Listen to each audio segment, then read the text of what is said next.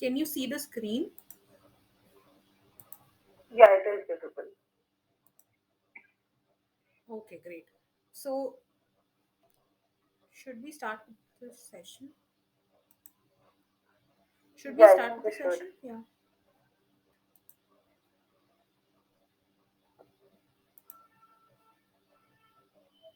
Yeah.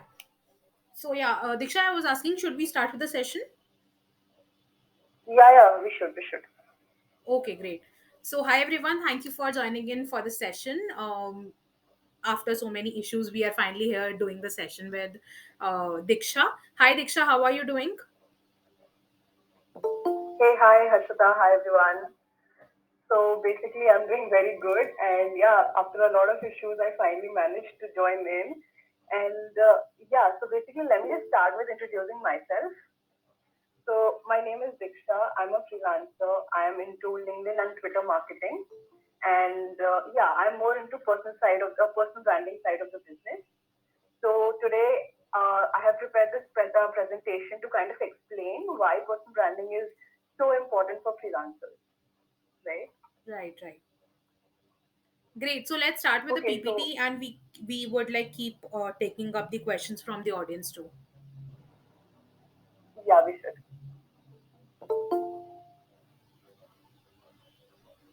Okay, let's start. Okay, so essentially in today's session, what we're going to cover is, why personal brand, what is personal brand exactly, and why it is so important for freelancers, and like how can you benefit from a personal brand? How can it exactly, take a shape, and benefit you as a, and how do you create content around Twitter and LinkedIn, and every nitty gritty is there. So we are going to discuss about that and how do you actually get inbounds on these two platforms. So basically, these two platforms are kind of my acquisition. This is where I acquire my clients from. So all the experiences, whatever I'm gonna share, is kind of my first-hand experience. So yeah, I think we should just proceed now.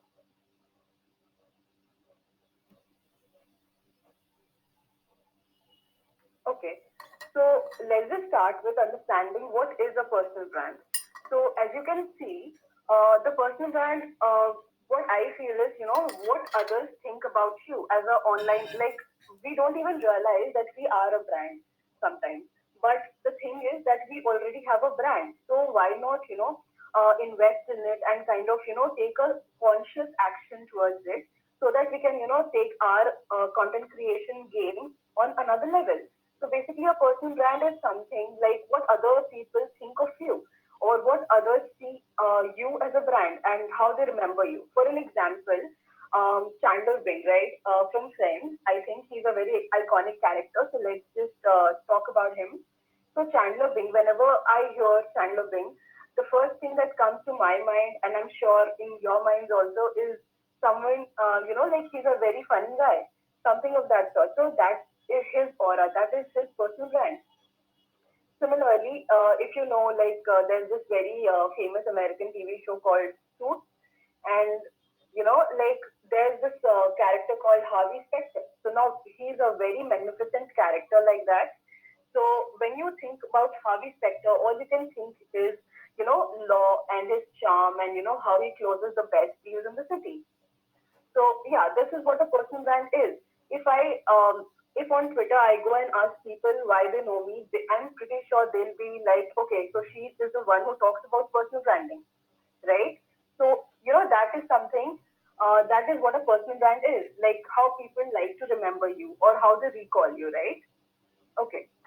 Can you please move to the next slide, Harshada? Yeah. Thank you. Okay. Okay. Now let's just understand like why is personal branding so important? Like you've like heard all the jazz about like what is personal branding, why it's important, everything. So as a freelancer, why is it important? Let's connect to that. So when you are a freelancer, you want to acquire clients, right? So as a freelancer, when you are looking out for clients, there are like possibly a lot of methods, but the main methods that we know of client acquisition is, inbound and, cold outreach and stuff like that. So when you are building in public, so basically when you are creating content or when you are like personal branding, it's like more in creating in public, right? Or building in public. So when you are building in public, you always have to have a personality. That is your personal brand. Now, how is it important? Let's just jump into that. Harshita, could you please change the slide? Yeah. So let's talk about how it is important and why it is important. So when you have a brand online, the credibility is just 100x. Okay, like the people will trust you. By people, essentially, I mean clients, right? Now, if you reach out to me saying you want me to kind of hire you, why will I hire you? So you need to have a social proof. You have to have a trust factor so that I can associate and trust you, right? So that way, person brand helps a lot. Like the person knows he okay, the person or the guy or the girl is legit, and yeah, they are gonna do the job they are promising. Lastly, the industry expert. Like you can position yourself as an industry expert. Like if you start creating content on LinkedIn or Twitter today, and you're writing about your niche, writing about how to, grow in a specific, sector. So that is kind of establishing your authority in that subject, right? So you can be positioned as an industry expert if you start creating content. Okay. So yeah, this is why like personal branding helps a lot. Yeah, Harshita, please change the next one. Yeah. Now let's just understand like how freelancers can benefit, right? Like, Harshita, could you like please switch to the next one? Yeah. So, like having a personal brand on your socials, like if you think about a train, right? So a train is powered by an engine. Now, if you want to get inbound, the easiest way to get inbound is to create content on a platform, right? And personal branding is about creating content. So now, when you start creating a certain type of content, say if you are a writer, so you are creating content around 5 hacks to write like a pro or 5 tips that actually make you a better writer. So people assume that you're the expert here and you know things, right? So that is how you get inbound. So anybody who wants kind of, like wants to have an inbound or wants to have a pipeline full of clients and does not have any strategy except inbound, personal brand is your go-to, you know. And when you have a personal brand, like the trust factor is like ultimate, like the clients would always prefer someone who has a brand and who like who other people know rather than someone who is like, has no social fingerprints and footprints. So yeah, it's very important as a freelancer to kind of have a personal brand. And then a very important aspect of having a personal brand is that like the stronger your brand is, the better gigs you get. I mean, let's just agree to the fact that like if I'm saying that okay, I have these many experiences and my portfolio is strong, the client will kind of agree. But if I'm not available, like if I'm not anywhere in my socials, then how will the person even know that I exist? For that reason, having a personal brand is super important, right? So, like the better gigs you get, the stronger it is, the better gigs you get. It is as simple as that. And lastly, like there is also another method of client acquisition, which is cold outreach. So as a freelancer, when you are like reaching out to a cold audience, they don't know that you exist, right? So if you leave your links to your, like your socials, your Instagram, your LinkedIn, your Twitter, that makes a good impression, like the person understands, okay, this person is legit and they can do what they are like claiming. Yeah, Harshita, please change this to the Okay, next slide. I have a question here, Diksha. Yeah, When you talk about having a strong personal brand, you mean actually showing your expertise in one particular field and like creating content on that field, right? yeah. So essentially, it is what it means. But Hmm. like if I am a writer, for example, so let's take my example. So I am into personal branding and I talk about marketing as well. So it's not like it's about your positioning. So if you want to position yourself as a thought leader or someone who knows their like ABCD. So you need to kind of put out content like that, right? So that like you can flaunt your testimonials. You can also show like what people have said about you, and how well you are doing in your niche. Like you can share byline articles. So this kind of like positions you as an expert. So yeah, in order to get clients, it's very important, and it is what personal brand is. Yeah.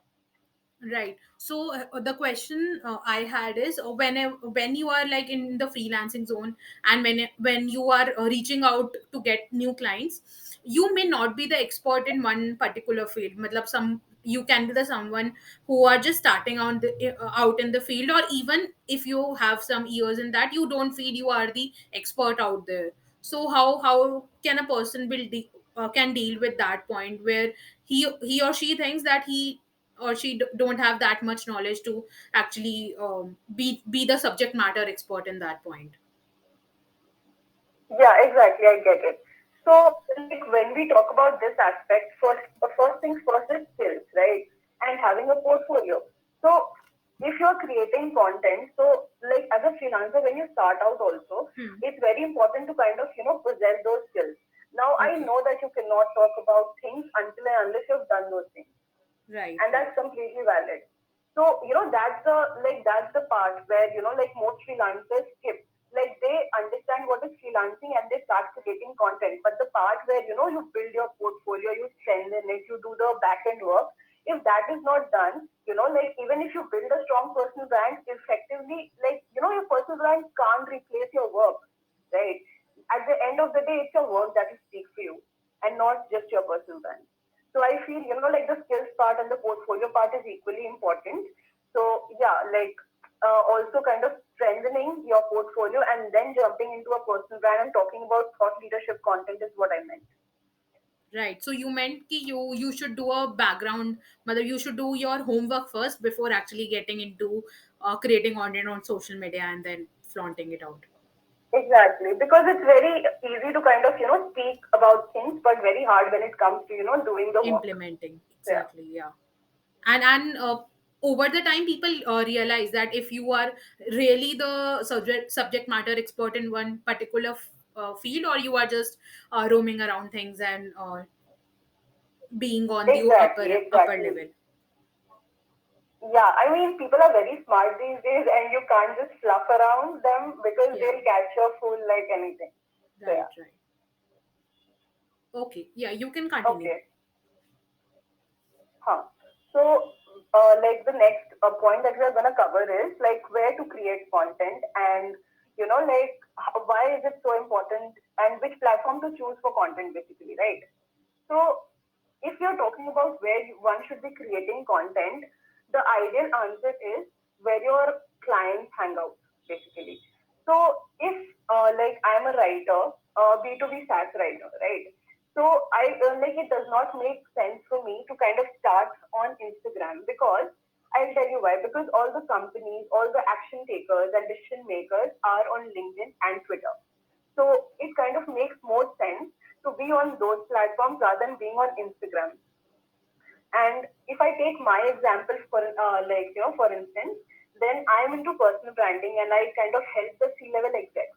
So those people are not on like Instagram. They are not active on Instagram. So if I create content there, these people would never find me, and never reach out to me, or like I never get inbounds like that. So my strategy going ahead is like creating content on the platforms where my ideal clients are, which is LinkedIn and Twitter, and this is what I do.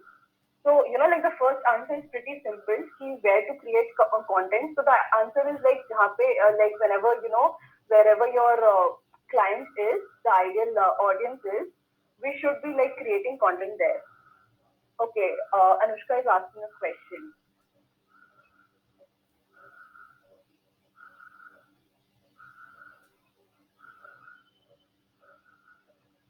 Okay, I'll take up the question. uh, Previously Sovik also asked one.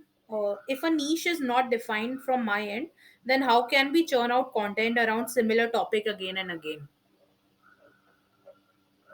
Okay, so like, so basically the question is, if you don't know your niche yet, So how can you create content on that niche?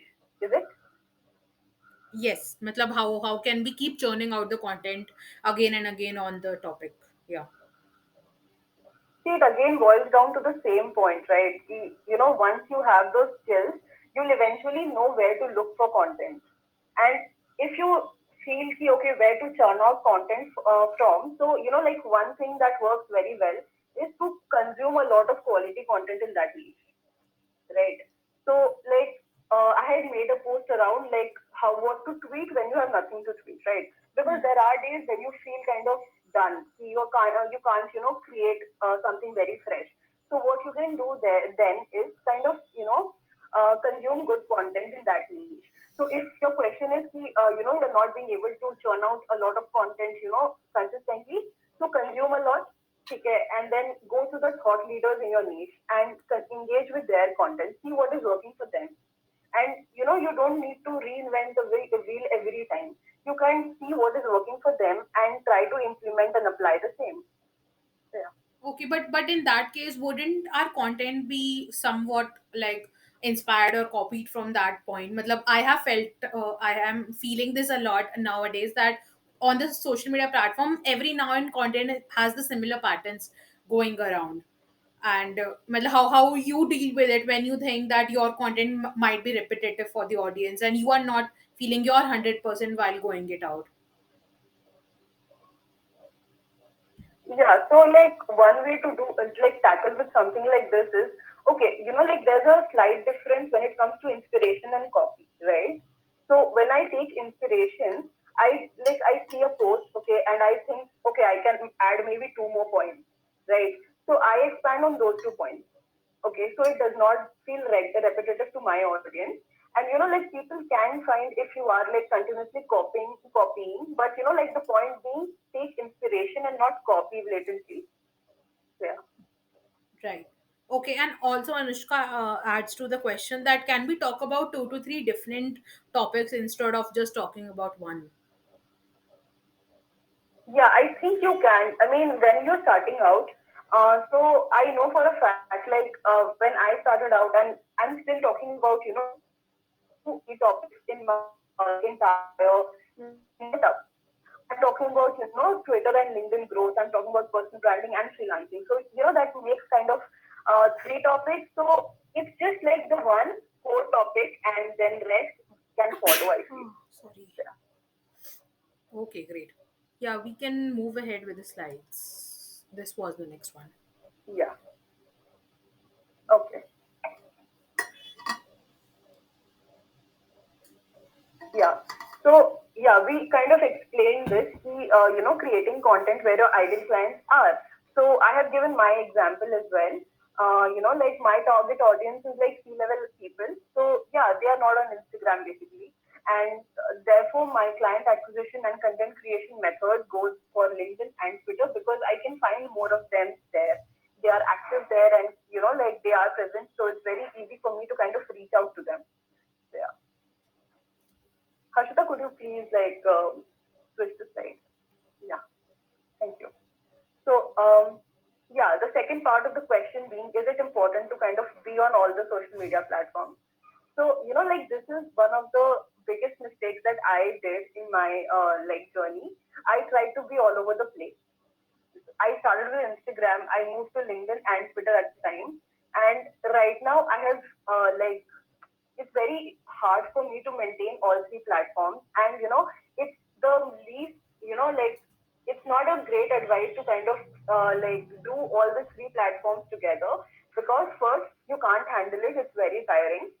And second, it's not important to be on all social media platforms, right?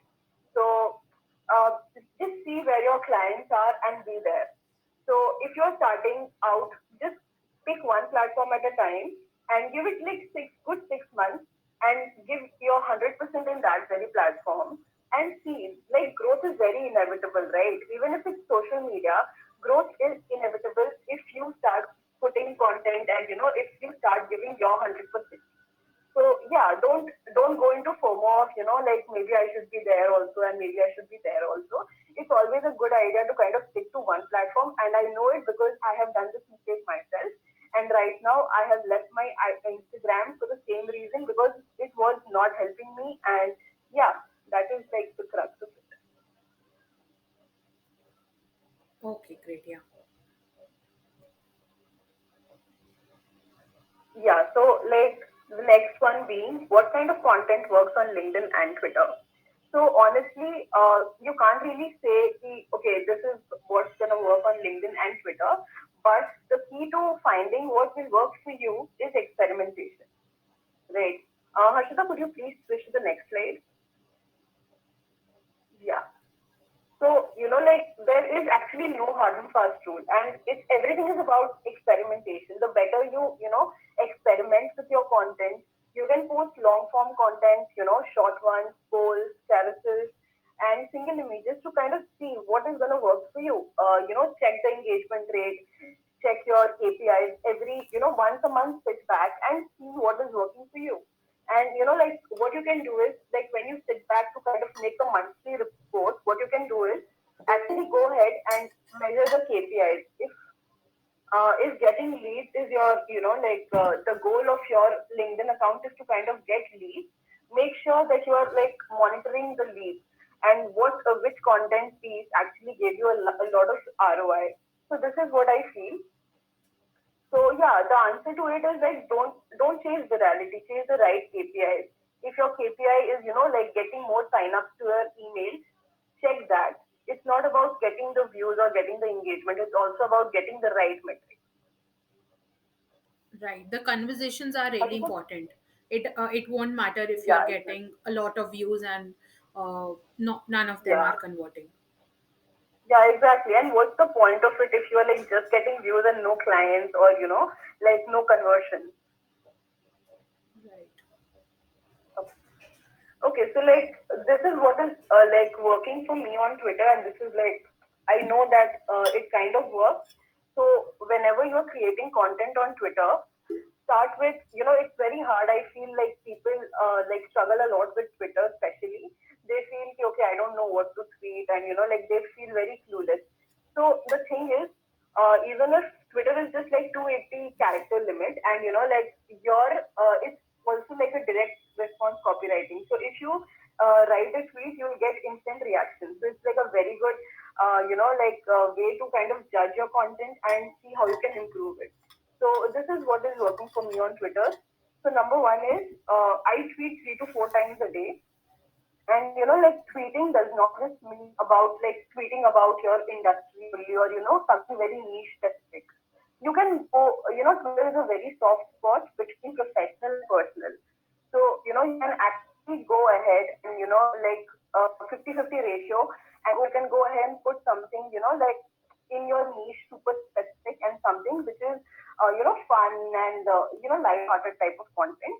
So that really does well, and, it strikes the engagement. So, yeah, that definitely helps. So, try this. Try tweeting 3 to 4 times a day, and it should be a mix of content, not just niche specific or not just, like something very light. So, yeah. And then, okay, like Shovik is asking one question. So basically, direct response means, like if you write something, I'll explain it to you in a very simple manner. If you write something and you get a response very quickly, like your writing, it does not involve SEO and everything. So basically Twitter is known for, like upgrading your copywriting skills because you have a character limit of 280 characters. So now whenever you're writing something, you have to kind of cut a lot of words out. So, first thing, it increases your, editing skills, and that kind of also, you get the response of whatever you tweet very instantly. Like people will leave a comment, people will engage. So that is what I meant by direct response. Okay, Okay. can we move ahead to the third point, Harshada? Okay, so one more thing that helped me was like leveraging spaces. So Twitter has this feature called Spaces. So there are people who host spaces on a regular basis. So what you can do is, if you want to kind of stand out, you can host your spaces. You can call people, and you can call the industry leaders as well. Because I feel Twitter makes people very accessible. So yeah, just go ahead, take your plunge, call whatever like whoever you like, and maybe they'll respond in a positive. So yeah, take leverage spaces to your best capacity. Okay. Lastly, there's just something that things that work for me on LinkedIn. So like my posting schedule on LinkedIn is like 3 to 4 times a week. So this is like my sweet spot. I have kind of like boiled it down. Shobit is asking this one question: is there any copywriting space that you can recommend? So, Shobit, there's no specific, name that I can recommend, but like, there are people you can follow, and whenever these people are taking spaces or hosting spaces, you get notified. So yeah, this is how you kind of keep up with whatever's happening in your industry. Yeah. So okay, so let me just continue with whatever worked with me for me on LinkedIn. So on LinkedIn, I post 3 to 4 times a week, and I engage a lot on us content because like engagement plays a very vast role when it comes to content creation and growth, especially. And third is leveraging DM. So whenever like you connect to someone influential or someone new, I think you should be sending a DM, and it should not be like something very boring or something. You should kind of like what do you tell? Like you should be customizing the DMs, and you should strike a conversation always. So in that way, you people will remember you, and people will know, okay, okay, this is the person who I talked to, so maybe I should engage on their content. So leveraging DMs, and like DMs can be very very helpful, and it can also help you in cold outreaching. People reply to LinkedIn DMs for real. So, yeah. And lastly, there's like, taking part in your niche discussions. So whenever there's a high quality content, like, like in your feed, which is in your niche, make sure to kind of leave a comment or add your 2 cents. That also establishes your authority in the comment section, and people actually reach out to you. Like I've seen people, like the comments also getting viral. So yeah, go ahead and like leverage the comment section as well. Right, and you mentioned about DMs, so I would like to share that through DMs you can actually connect with like various people on LinkedIn, and then you can get on a call with them, know them better, and I guess that would go for higher rate of conversions. Maybe simple Exactly. networking calls, or maybe no agenda calls with people, so that would really help. Yeah, yeah, yeah. Definitely that helps. Okay, inbound leads. Yeah. Okay. So like the next part being like how to get inbounds on, like LinkedIn and Twitter. So inbound, as I mentioned, is an engine which is powered by, content creation. So if you're creating content, you will receive inbounds, but provided that you're using the right kind of, strategy. So first things first, build a strategy, build a calendar, right? So what you can do is like when you're creating your content creation calendar, you can put content, like you can create content like, conversational, promotional, and things like that, like, so what you can do is start with talk about your expertise, testimonials, and everything around that, like something to flaunt your expertise and skills. So that gives you like the best edge, and people actually reach out to you for their services, and like people actually reach out to you to hire you and everything, because I've seen this with my case also. Like whenever I post a static, like something around statistics and something like when my clients testimonial or something, people actually reach out to me to like with opportunities. So yeah, you should definitely leverage that. And secondly, talk about your expertise. So expertise can be, you can talk about your expertise in the form of testimonials. You can also talk about it in form of case studies. So these things are very important. Third is like value. So one rule for like creating content on social media is like you always give, and then you ask if you can take. So the same goes for value. You always have to give value. Like, the ultimate goal of creating content should be value. So try providing value in your niche in whatever way you can. And lastly, flaunt your experience, which I have talked about earlier as well. Like, talk about your journey, talk about, like how you did a gig which actually your client benefited a lot from. So these things actually, like push the prospects to kind of reach out to you. So that definitely helps.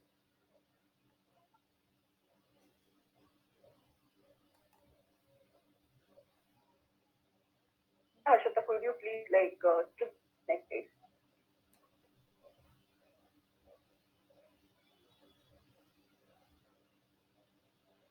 Is the screen visible, Diksha? Harshita, you there? Yeah, now it is. Now it is. Okay, so like networking the right way, right? Yeah. Harshita, I think the screen went off. Is it okay now? Yeah, now it is. Okay. Yeah, it is. It is. Okay, so networking the right way. Now, first thing, I don't know why we call it networking because like the other side of the receiving end is also a human. So let's just call it a conversation. So, like, don't think about an opportunity when you're talking to people. Start thinking about it as a like the basic idea of networking and talking to people is about like let it be non-transactional. Every meeting that you go to or every call that you attend does not have to be a transactional call. Right, So this right. is what you should be having in your mind, right? Because that is, if you go to a person just to milk that person will know. Believe it or not, they know, right? So it's always a good idea to kind of have a like clear mindset about it. Ki, okay, I am not going to talk to that person just because I need some favor. Go ahead, talk to them, and maybe it's like a simple rule: give, and then you can ask or you should be asking. That is how it should work, right? So yeah, so let's just see how we should actually be networking. So having a conversation without a motive, right? So how can you have a conversation? So when you meet a person online, I'm sure you can meet you can like find them through that content. So what you can do is go ahead and engage with the post. Like people like when you actually go ahead and like see their efforts and leave comments that actually add value, add your 2 cents in them, and then maybe you should be sliding into their DMs and yeah, take your like fair share of time and then go into the DMs and talk to them. So yeah, you already know your face, you already know a profile. So maybe then it's very easier to talk. And lastly, the third rule of like talking the right way is like never pitch directly. People, if I pitch you directly in the very first conversation, you will be cringed, right? So the same can be expected from the other person as well because like the other person is also a human. So treat it the same way. Like do something that you would not want you or like something that should not be happening to you. So treat the other person the right way and talk to them and like build a relationship first and then maybe ask something. This is how you should be going about networking.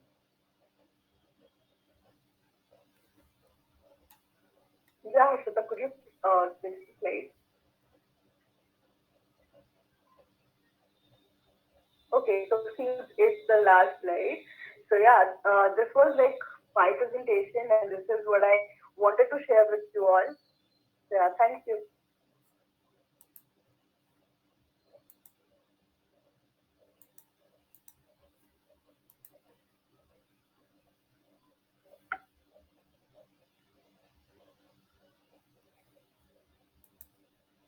Right. So, Yeah, definitely, Anushka. Yeah, Harshita. yeah, thank you, Diksha, for the session. I really loved the session, like how you actually conversed and shared your honest opinions and experiences throughout. And yeah, Yeah, thank you, thank you, Harshita. Anushka. Thank you, Sovek. We can wait for a minute more if Thank you, Sindhu. anyone has any questions. Yeah, yeah, for sure. Guys, if you have any question, please ask. Thank you, Anushka. Thank you for joining Sovik, Anushka, Anirudh, Manju, Swati, Biman. Thank you, everyone. If you have any question, let us know, or we'll end it now. Also, Diksha, you can share your um, social media handles here, and people can ask if they have any more question personally to you. Okay, sure. I will. Just a second. I'm sharing. Okay. Meanwhile, Biman asks if you have any book recommendations for personal branding or any YouTube channel, maybe. Yeah, just a second.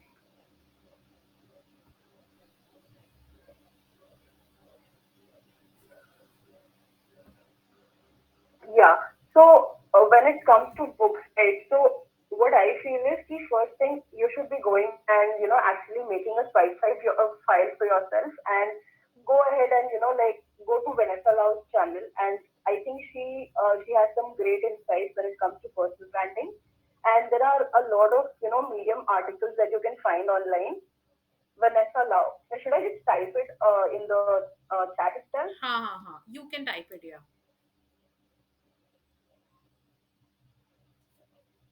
Yeah, it's Vanessa Lau's channel, and I do have a few more. So yeah, I have to kind of go and see. And there's also a book called, Gary Vee's. It's a Gary Vee's book. It's a very famous book. I don't really remember the name, but yeah, it was something around that because like Gary Vee is kind of the biggest personal brand that we know right now. So yeah, I like definitely recommend that book and check that book out. Please.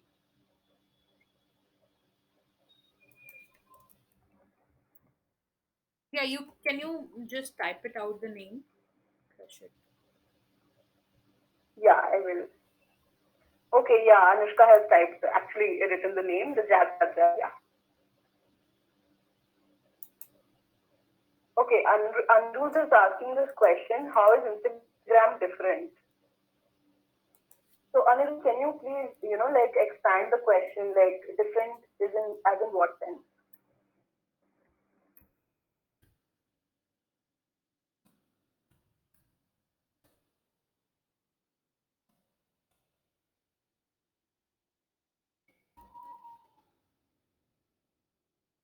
Also, guys, you can unmute and speak, I guess. This is the platform we are all used to. So, yeah. Recordings. Manju, Yeah. I'll try to share the recording, and I'll share it in the group itself when it's live. Um, yeah. So, Sovik had a question on what is your view on acquiring clients on Twitter to make a mark. So, did you answer that? Oh yeah, just a second. Yeah. Okay, so Sovik also has like another question. Just a minute. Yeah. Why Instagram proof as a failure being writer trying to acquire clients?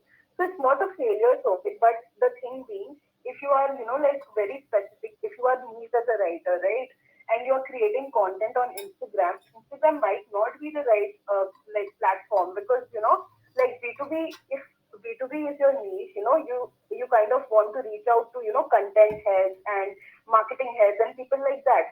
But are they creating content on Instagram? Not really. Are they present on LinkedIn? Definitely. So why not create content where these people actually are, and like connect with them, talk to them in the DM. That is the like entire like idea behind not being on Instagram or like leveraging LinkedIn when it comes to writing. Okay, so Anirudh is asking in terms of authority, Instagram has any advantage because of photos and videos. So it's just I don't think Anirudh like there's like authority does not come from like photos and videos. Of course, it helps. It just shows that you are a legit person behind a logo, or like it's a legit personal brand. But like it is also important to understand where your identity. If you have the bandwidth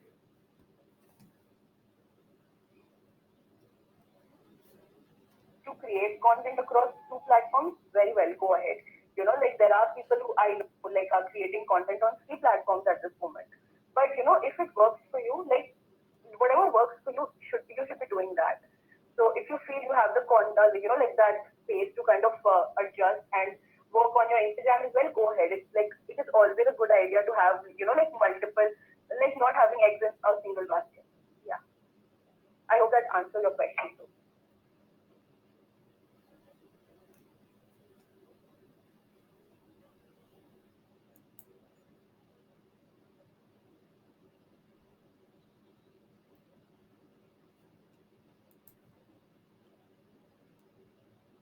Yeah, exactly. Yeah, whatever works for you, do that. Okay, so which is asking you will recommend Twitter and LinkedIn to as a writer to get clients regularly, right? So yeah, it actually definitely helps. Like a lot of writers who are actually doing great are definitely on LinkedIn and Twitter, and they are definitely creating great content there. So as a writer, if you want to kind of grow and like have a consistent pipeline, Twitter and LinkedIn should be your go-to platform. Right. And what's your take on getting clients from Twitter? Like how the procedure would went on. I never had that experience. Yeah. Yeah, so like currently I'm working with one client from Twitter itself, right? So like what I feel, how they found me is first thing the SEO and like how well your profile is optimized, I feel, and Okay. then secondly they see your content, see okay this person is creating content in this niche, so maybe like they know what they're talking about. So if they really like your content and if you're consistent enough on the platform and you have those groups for you, I think they reach out and they are ready to hire you if you are, like convincing enough in the, the clarity or, like the sales call. So I think it's just the same, just like, any other platform. So yeah. Okay, great. Um, okay, so Diksha, do you have anything else to share with us? Because I think we can end with a session on this. We took up most of the questions and everything got sorted.